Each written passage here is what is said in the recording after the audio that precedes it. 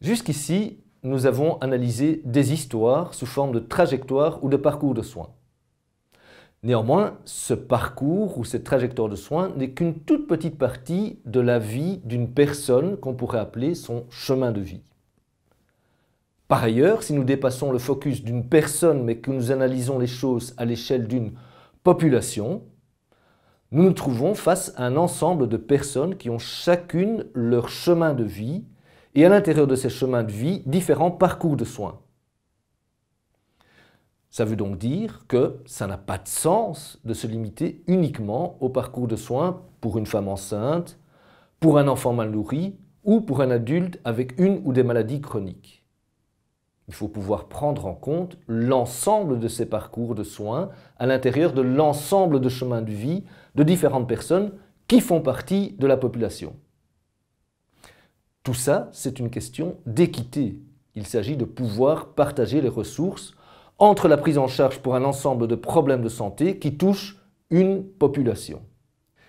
Si on va plus loin, on sait très bien que les personnes qui font partie d'un groupe ne vivent pas indépendamment les unes des autres.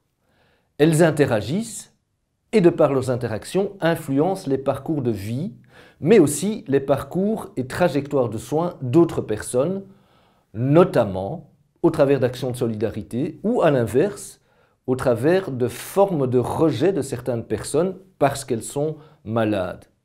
Les types d'interactions que l'on va souvent retrouver sont, d'une part, celles qui existent entre une personne et son ou ses aidants proches, typiquement les membres d'une famille, le conjoint, la conjointe, les enfants.